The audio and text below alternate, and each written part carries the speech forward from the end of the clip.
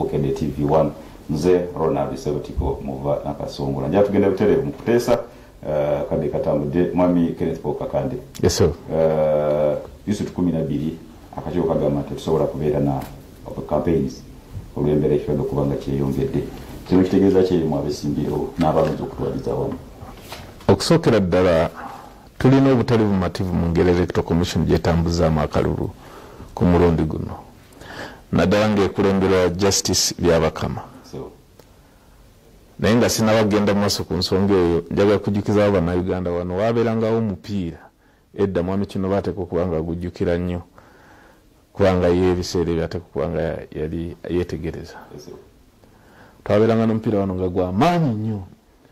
expressway yabanga egenda okuzanya ne KCC nga zigenda okubeera ssaawa 4 ez'okumakya mu kibuga ng'emirimu gyonna gifudde abantu bonna obavira egenda kukwata KCC ng'emirimu gyonna gisanyalala naye waabeerangawo omusajja mukama mu ekimuli eky'omulembe ekyemirembe n'abalala naye gono gwe tusinga okujjukira bali bamuyita Kawoye ng'alina enkolagana ne bareefu naye ng'omuzannyi bamugamba nti gwe oluyingira bokisi weesuule yoleefu asonga busunzu wali oba bakubi oba tebakubi oluusi n'omuzannyi yakwatanganya evivi n'anyiga nga gwe bakubye nnyo kumbi baagala kulumya naye nga teri amukoze ki amukonyiko ne bamufulumya ne kukatanda naye leefu n'akola ki n'asonga wali penalty ezo bayitanga penalty ez'amancoolo ogezaako okufuna advantage n'oli n'ajja ng'awenyera n'akuba penalty n'enyo ne bagibaleemu bwereere mwami Abakama agezaako okukola nga baleefu abo ogezaako osonga mu bokisi n'awa omuntu omupenalty ffenna tukimanyi nga Bannayuganda nti omuntu abadde incumbent abeera n'advantage kubanga abadde president okumala emyaka 3 na gino 5 gino gyamalako abadde akampeininga mu Kampala n'awalala wonna ng'akampeininga kati bw'ogamba nti wano tewabeerewo campaign abeera n'advantage anti nkugambye nti n'oli eyeesuula nga bamufulumyanga ne katanda naye n'alaga obulumi obwesuso okimanyi nti naye afa naye ng'ekituufu teryamukoze eki amukonyera n'anyiga nnyo wano vivi n'omusawo n'ajja n'afuuyirako yeyasinganga n'okukaaba mwene mulowooza omusajja bakoze eki bamukubye kumbe kyabadde mu kasenge era nawulidde maama wange mwannyinaze in fact Kasule Lumumba ng'akaayanye nnyo ataddewo embeera kino tekisoboka naye ng'ate bwadda mu kisenge ng'atumbuka ng'aseka ng'atumbuka ng'aseka kubanga akoze kyafunyemu kyankukunala olwaleero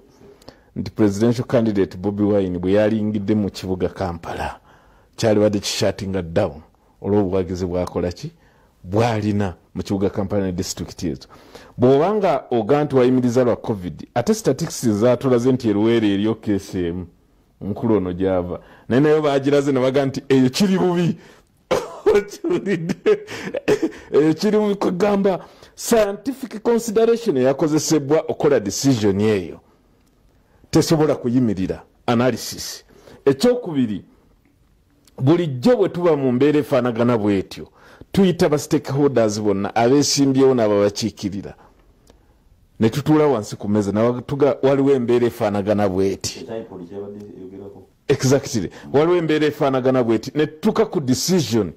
nga ffenna tuli involved yensonga lwaki omwami Elias Lukwago yagenze mu kooti n'agaa no decision eno yakoleddwa electoral commission ekisooka teri mu mateeka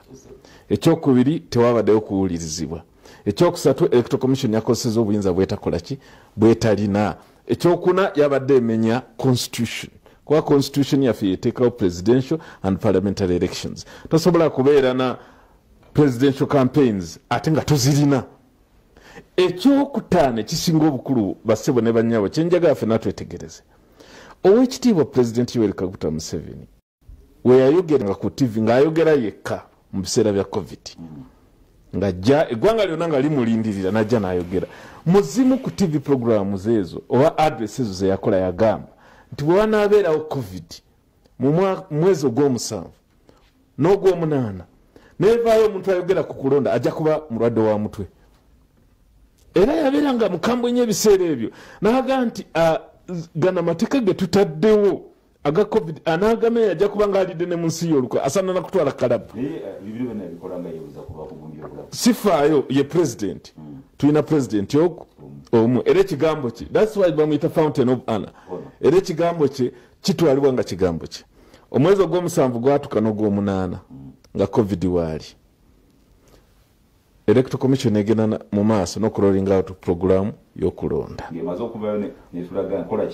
sifuddeyo naye nkubuulira nze ngamba kigambo kya president nkulaga abali mu muzannyo guno electoral commission bwe yali erolinga yagamba nti mwambi abakama yalambuddeko wa president ne babanga bino byebakkiriziganyizaako kyolina okumanya kati nkyogera nga munabyabufuzi kyolina okumanya nti waliwo endowooza egamba nti bwe banaateeka amateeka gano abantu bajja gatambulirako bulungi nnyo wabeerewo okulonda naye kumpi nga tewali kampeyini nga kasirifu anti wuliriza ne basooka bateekawo embeera yoga nti mujja genda ku tv ne rediyo naye era twakiraba nti abamu bagenda ku tv ne bagobwako ne roadblock ne ziteekebwawo ne rediyo nga temukkirizibwa kuzigendako okiwudde nga bakandidate abamu ne bwaba yasasudde ogenda ku rediyo asanga poliisi emukoze eki embulokinze kugaolaba nti muteekawo amateeka ateramu emugamenye ekyokusatu nkyaleeta sebo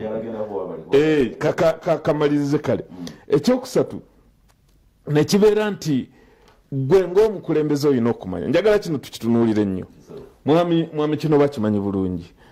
buli lwoteekawo embeera weebuuza what is at stake bw'oteekawo presidential campaign oba owadde abantu opportunity okutwala obuyinza oba gwe okubusigaza n'olwekyo kyemuba mulwanira buba buyinza power eno ye yatwala bamwami kinobe mu nsiko okumala emyaka 5 okulwana okufuna power era mwami kino bakimanyi bulungi kubanga muganda wange mumanyi bino byonna byenjagera bimanyi bulungi nti bw'obabeera mu nsiko abafugidde essasi we musonga era bamanyi n'okugamba tambulamu emirundi 5 tulabe essasi welikola ki weliva olwo muba mu power game gwe obeera saddaaka okusobola okufuna power n'olwekyo buli lwoteeka power into play abantu bajja kwerabira ebintu bingi linakomalize na kino buli lwogamba nti nno what is at stake is power omuntu ne bwomugamba nti waliwo covid ng'alwanirira power oba omuntu ayimirira mu maaso g'essasi naye ate covid twakola nsobi era nga president bwe yayogera twakola nsobi bwe twalitegedde nti waliwo covid twalinoonyeza engeri gye tuyimirizaamu embeera eno kati twakkiriza abantu balwanira power ojja bakuba amasasi naye bajja kusonga busonzi tobola naye babalinnya emba ne bazaasa beeyongera kujja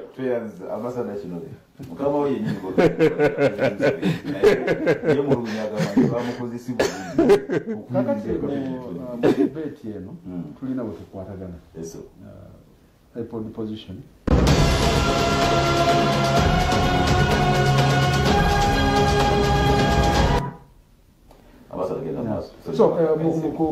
ku debate eno egenda maaso erimu ebintu bibiri kimu ekyokuyimiriza campaigns ate nekitegeeza ki ku buli kampu zaffe kyo kyennyini era buli omu kampu yagiraga ati mumu byetulaba kyekimu nafuna omukisa okuwulirizako programu emu ate ndala nenjetabamu nga waliwo acting executive secretary so nemuwera live nange feeling eva mu kampu yaffe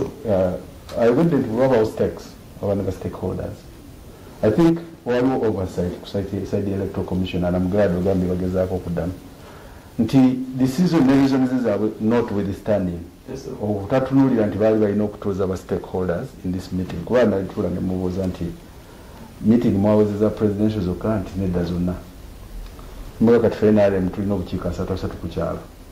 tubadde tugenda tunoonya kayumba njokunjo what is the position on the 30 people kuba ogaye teri atuula n'abasatu abali ku kyalo nga executive branch tebasobola kutuula kutandika kwogera eri bantu so kakuyege namaga nti okay reasons amwe zonna sizinaako buzibu and I entirely by the way understand what is a COVID manyi nti waliwo ne strain endala yandingirewo ya security yandireese suspension of these elections lwansonga tekuva lwetwakkaanya ku process ono gyagamba nti president wange yatuula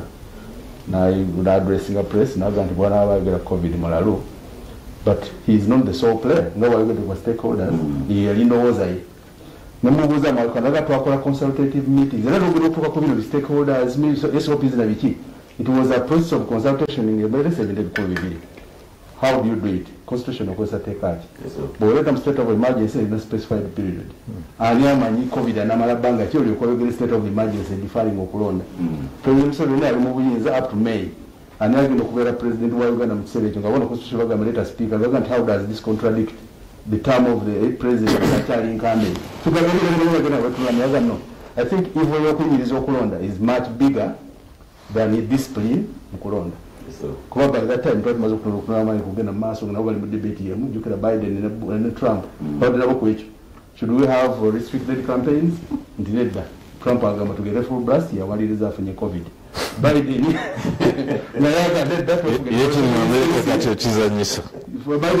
social distancing, don't forget, but is one good day. So debate even though to collect, so do not to count. Definitely display. What we get a candidate with Mazo Koronda, irrespective of their difference in Yakanachi. Customer for a presidential candidate. We're going to put a fountain of honor, we're going to put a command in chief, we're going to put everything as head of state. To conduct you.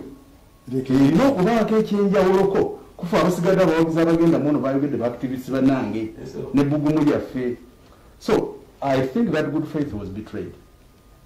Era ffe tunulya nti kuba abantu abo bamala okukola good faith yaabwe bakola nominations ne bakola memorandum of understanding bonna begissaako omukono tujja kukkiriza meetings teri kuyimirira mu motoka teri kuwubira abantu teri kukola nkiiko abantu 7 ne babafuula 2 nga buli omu alina that good faith. Era njagala kubaza candidate wa NRM nti to the dot Well, you have convoy, but the Biden presidential pre-campaign meetings. For moving on ahead, the two are moving greater chief guru. Meeting Bizuka. Actually, region meeting is very good in Chitigum. Name will never flag bearer of Vakuansi. Paka Parliament, Gavana Nana, Gaga Psikanake. If you can call a meeting, Ziko to the Lavandula, when you have a president, Tajak Tajak Miracle, Tajak Sinkana Muna. But instead, when I have a convoy, Batambranga as a stop of every town. So that if it was a president, I have to live 9 years of comedy. Number of message in Africa. So conduct your campaign. In the Quran, in Charles and Tivadina dictating. So, by 2 C1, Momas one, Zava surprise. Kuyoburamona get cases of that on a trend. In fact, is in a Sukara was a one consistently where about from the abantu banji. Twagenda okizula tuloko tunedwali tukunga tubuleta ruwero batuyita greater ruwero in the district is esatu mbutufu gatwalina statistics nyingi tu bonugino kumulura fa pavai. How many people betuzise mu myezi egitandaba okuwera 2? I'm sure ruwero tulina cases nyingi okusinga zina reported n'ebitundu byonna ebitutoddwa. So COVID is real. COVID is a problem. Era tekusooka nagi discounting naye twekondaktiriza tutya nga bakkiriza okuyiganya mu COVID. Obanga omusajja abadde alwanira mu trading center mu abantu 2,200 balwanira kati twingira mu kibuga wakisa omuli miliyoni tutulira stakeholders abamanyi gundi so ffe tulina stakeholders abalina monopoly feka si byabufuzi byokka ku some media houses ebyakoza kiro muyingira nibadde mwekubira ebintu kati nze wedduuka lyange abadde atunda aguna even other security considerations zedde zijja kuwaliza ebitongole birala okusaba regulation not suspension. But for me my bottom line is this is another consideration. Electoral Commission and never stakeholders, never briefing. Based on the following, to Okulonda, then nothing to our concerns of the Gamba Kuera will do not collect. Exchanges afterwards. There is a meeting. Then the Mugambo it's not too late because China 2 weeks people to presidential Electoral Commission. By suspending the campaign activities, all of them. With district is so how to do that? That is Narabi Wang Chilava, Tademo Amani candidate, Narabi, Mamiri, number of Tambra, in Cavanian Gambe, you know, number of Tambra, and Junga, and no procession. By that Motoka, some of the methods. On a recorded message, your candidate. You take a Chizindaro, a Chitambra. Kibategani za kwanza mukira sura nali moroke ezo zipita kwa wali lunako yasemujja yampseko jo yone yampita kwa ya mamili yampseko nga kandi talimu kibuka kike ifananyi bye nekulika edobozi lye awasambula yobera abantu bonabona mwagenda ita message no gikola ki. It's one of the methods those discussions zandiyambye okola naye sagala nyo kwakana ne Ken Kapol kapoint karif kubanga kantu kakulu yinga bukukozesa kubanga yakola nomugamba ko kwatawana nga Yesu la wano yoko utwale nyo ngabo mujja mu modoka natubeleze bulaya tibanga nyo genda so itagereza no mai tactique ya kanisa wano wada activist omukade wa manjia Yesu la wali rif yoko utwale nyo msajja dano laba nyo ambassador ya chino nze nyenzo oba okwakanamu koko oba okugamba okwebuuza oba poliisi y'e Katwe na Teete ne eziddukanya ekitundu kyange kiyinza okubanga bo ekiwandiiko ky'akakiiko k'ebyokulonda bakitaputa bulala kujja kulaba nti ffe bwe tujjayo ebimotoka juzi najjayo emmotoka nga tekuli nga siriiko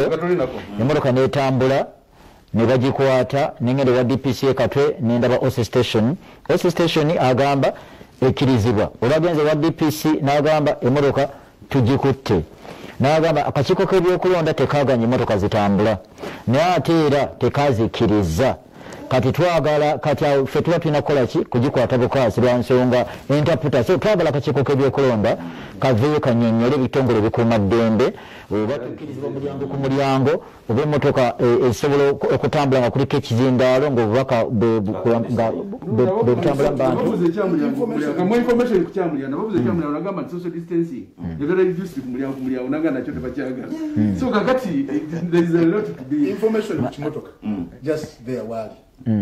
emmotoka etambula gegende wa message tulina buzibu emmotoka yange bagikutte ekantereza obuzibu bwe buli abalala kye bakola emmotoka ekampinga mu station netandika okwogera netandika okuba omuziki abaana bato ne bakuŋŋana bakongregating oba oluusi egenda mu katale n'abasuubuzi ne bava ku bye bakola oli n'atandika okuyingejinga abasuubuzi nga babagamba mumulabiranga ddala olwedde oli bakugamba baagala emmotoka ebeere in motion nga tayimiridde nsobola kyennyonnyolako nkitegeera bulungi emmotoka ebeera in motion ng'etambula airing out obubaka oba adverts oba message ya candidate naye poliisi yennyini nesindika zi patrol van zayo nekola ki negiblockinga negikwata negimpounding yes mulaga wekiri simanyi oba kikola kuffe aba NUP kikula ate nekirala tosobola kubeera nti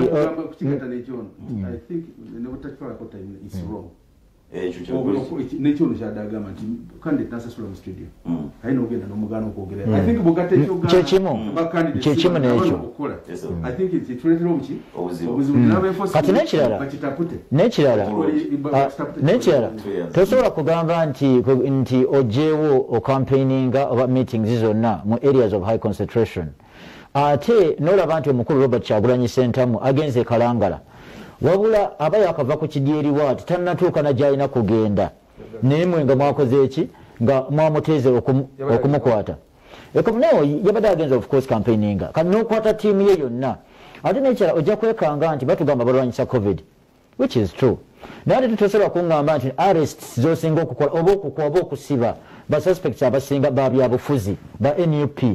ate nga bw'obakwata tuba social distancing obagattawamu mu buduukulu so kyetugamba nti covid takwata ba NUP nemusobola okubapakira oba kugamba excuse ereetebwawo mu ngeri emu oba endala okusobola okubeera nga basuffocatinga fe aba NUP so tukiraba ebitundu bingi kale nze ntambulira mu taxi ntambulira ku bodaboda tugenda mu butale waliri mu kikuubo naye olaba nti tuteekako masikisi zaffe tutambula bulungi ate nga tuba bangi naye toliwulirayo nti oba ono alwaziza munne bizinesi zitambula bukwaku ne bwogenda ku butale ne bwogenda nateete yes bambala masikisi bonna so kyenandisuubira eri mu kaseera kano kyetwandikoze eki kyetwandikoze ate n'ekirala yadde nga embeera weeri naye tusaba akakiiko k'ebyokulonda ne minisitule y'ebyobulamu baleme kukozesebwa mu kaseera kanino kandidate omu gwe tusuubira nti ate yayagala okuddamu neera lwansonga twagala okunoonya kw'akalulu kubeere nga kulabibwa nti kwa mazima ate mu bikolwa ne mu kulaba obulabi ate n'okulonda kuno kubeere kwa mirembe kati ojja kulaba nti abantu baffe basibiddwa bangi bwe basibibwa basabibwa ensimbi nyingi kooti nate omuntu abbye oba omuntu akoze atya olaba nti ye ateebwa mangu ba Eddie Mutwe ba Nobian Lee n'abalala bangi basibiddwa ne bali mu room egi bapayiringiddeyo batoyinza okugamba nti matooke babapayiringa bupayirinzi kwebabagezaako okubambalako essuubi baagala Kyagulanyi atambule yekka. So ebikolwa ngeri ebyokunyigiriza ate opponent wo nsuubira nti tebyandibadde birungi. Tulabye President Museveni agenda Makindye agenda mitundu ebirala ali mu campaigning under the pretext omutamba agenda kutongoza bintu. Yali asobola okubitongoza mu kiseera kiyeeri so si mu campaign.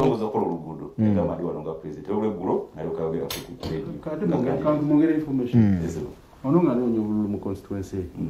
Atandikira ku president mulaba kukyabera no myaka 5 abakoleranga lugudo kati musubira agenda okunonya obuludde following kutajja clarifying ku lugudo twasana twogera ku byayina kola mu myaka giggwako president singa tajja nako mu campaign mwanzo kankuli singa campaign ziri ku manifesto bono jana manifesto byogenda kola noli na jana byaleta naye mu fabu kwa twadde mu government osokera ku accountability bono wange tesa olugudo bono wange twali na round about kiri amusajja bagabalekera kati president ebimuleta ne ba LC5 na bana abalala singa badde nawe kambe MP abakuvuganye rwani tandikiddewo kiwandiso se kwogera kiri so president atinze nze nyanda okutegeeza jagala tunawo mulamu ngera mami Senkezi ngenda badde tumufaya abakulu bano bena bibogedde bituufu naye ate tulina okubiteeka mu mbeera eriwo ekisooka muzeeyo ow'ekikofiira tawangayo obuyinza akyali head of state up to May kati bw'oba omwadressinga omuntu oyakuzibwa obulungi oba oyogera pulezidenti wo oba wamulonda oba tewamulonda era nze nsanga obuzibu n'abakulembeze oliranakambi oyo Museveni waliwo n'olumu oli yagamba ku TV nti afaanana ng'omunyi wa sigala kati bw'obanga ddala oli mukulembeze oli akyali head of state nze ndowooza tumuwe ekitiibwa ekimugwanira naffe bwe tulibera kwakakati owambuleera mwagaliza mirembe nakuwangula naye nze olwedde mmanyi kandidate wange ow'ekikofiira yawangudde dda kubanga abantu tukola kakuyegi yafunye bumeka dembe weeri kwegaba kuba polisi yafunye bumeka sinabala wabula thoughts z'abantu zikuwa base information kona jakulwa batugamba bwe baganyi wewaabwe mwategedde mutanga tetunalondange bwe baganyi batuteke ku minzaani mutute nze mbadde mbalaga indicators mu research tuba ne indicators to determine what will happen olaze bwongo bw'abantu wabupimyoti nkomyewo ku kino ekyomukulu ekyokugamba nti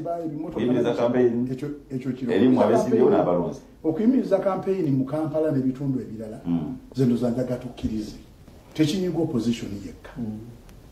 kakati nze njagala okutegeeza waliwo stronghold zange zembadde nekakasa Kasokoso Kimwanyi gwe se buti kumanya ebitundu era mbadde mingenda kusabula n'omulaba akiwulire emikono miki misibe ate bambi abantu bo bayayana nekakutanda ne do to do actually lwakuba akakiiko k'ebyokulonda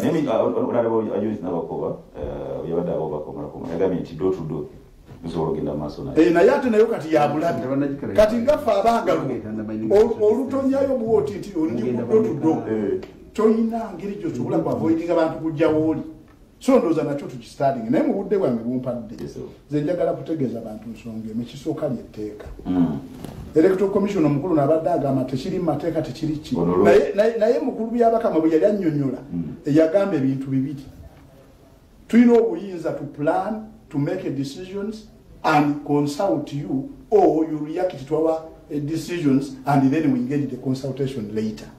so tulina okutunuulira etteeka kitegeeza nti buli kyana yabakola asooka ayiteka kande ne gurupu tutuule oba asobola okuvaayo nakyo ne muwa n'ebirowoozo yabadde ndowooza ye nga muntu dasibera challenge ensonga eno gye tuli ekirungi stakeholders involvement etandise tetusobola kutandika kaaba Uganda yaffe ffenna akakiiko k'ebyokulonda tukawa omukisa omanyi obuzibu bwe tulina especially n'abaganda bange bali ku ludda luli omu bwongo balina ekintu kimu power era mwami kakande babatayogera omulama power kyekikulu naye tafudde naku bantu power si kikulu kati kankubulire omanyi lwaki abantu bafe emitwalo 5 tafudde naku bantu abagenda okufa nga ate baali mulonzi ekyo tatunulayo wabula yagamba ki power oba mufunye ntya oba mufunye emirambo gikudde oba mufunye eyo si issue ebyenjogedde n'alibadde musaba power nga tuginoonya tufeeyo ne ku bulamu bw'abaki bw'abantu bw'ogamba nti kandidati wange wamaanyi nnyo mu Kampala era bwe yali tusono kyaligize ate Kampala era amaanyi gaabwe bagakuume bagaleete nga 14 mwaka kati manyika kandi kyekikutiisa abantu webali kandidati waabwe gyali enkulengezi kyamukubira endulu yatambulidde na mu nnyonyi mabega adudde seku olabye kudduko amaanyi bagalage ku 14 tolina kuzirika kati bwabanga obuwagizi gye buli e Kampala ewakiso gye buli mulinde bulizi ku 14 ekintu kikoleka ebya campaign tubiveeko tulinde bulizi tuyanza mabisekese Emmanuel ensonga bwate bwaziraba mukika kandi okubanga kampeni zo ziyimiridde mu bitundu disitulo 12 kitegeeza ki eri abalonzi abadde batannasalawo kugwe bagenda kulonda kubanga omanyi gye tugenda maaso ne kampeyini walaga nti kanina enyongera okuwuliriza sebo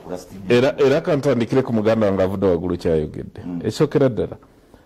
kampeyini si kutuukiriza mukolo yalinga agamba nti kebamala oteekawo 14 kyaggwa tulinde 14 nedda sebo kampeyini si kutuukiriza mukolo tetwayingira kampeyini eno kubatiza Yoweri Kaguta Museveni nedda twayingira kampeyini eno kuwa Bannayuganda choice mulondeewo kuono nono ani asinga linda ku mukwano nakulese kale malayo ebibyo twayingira kampeyini eno kuwa choice Bannayuganda ono nono ani asinga nga choice eyo basobola ogituukako nga bawuliriza message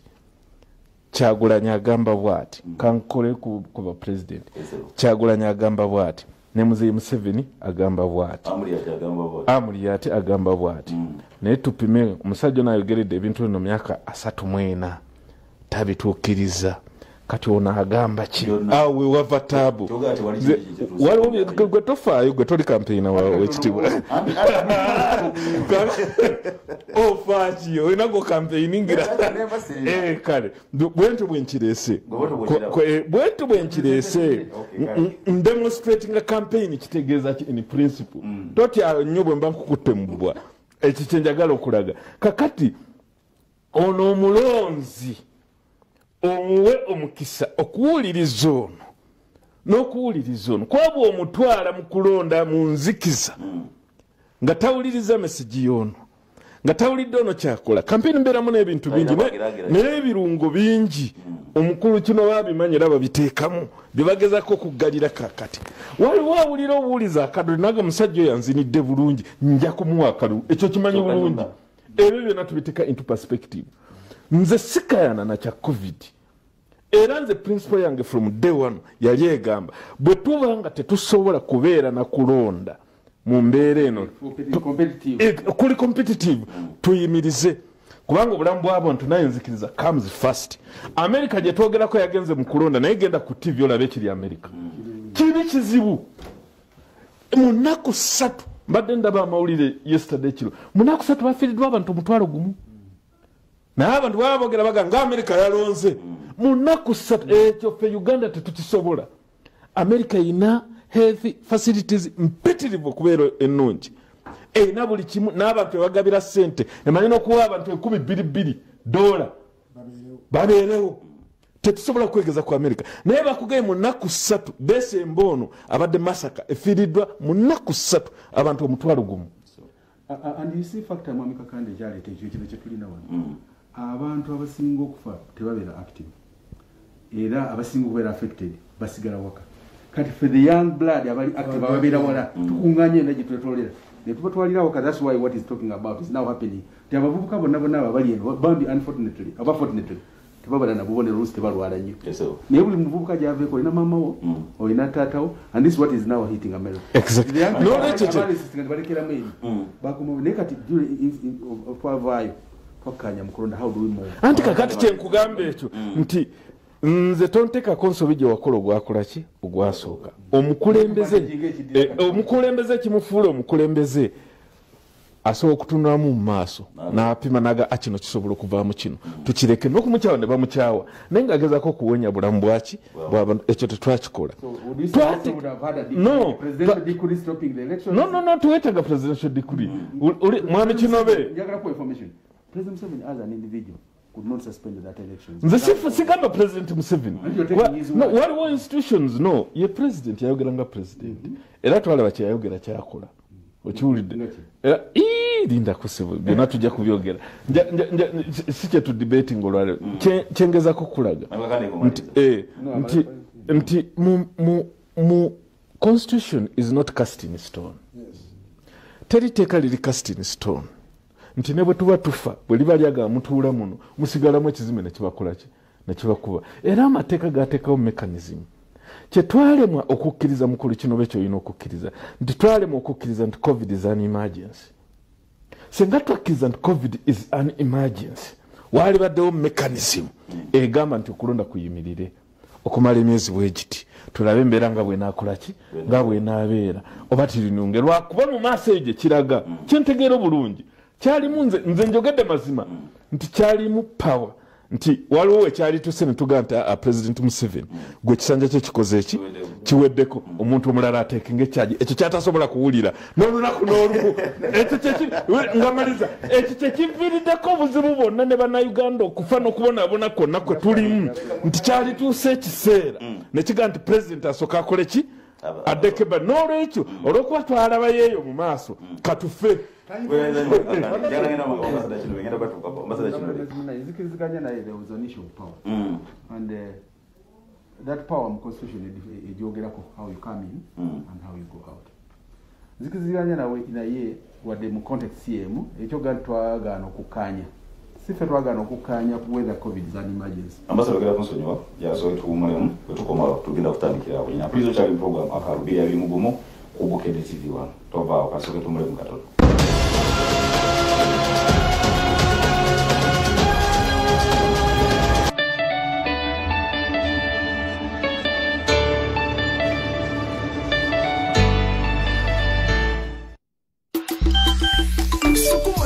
Sukuma kusimu ne cash 5 Sanya kusimu funo mukisa kuwangula buli daily cash 5 Win up to 500 million all over Uganda Zanya wandifuka doni Sukuma sente sukuma kusimu ne cash 5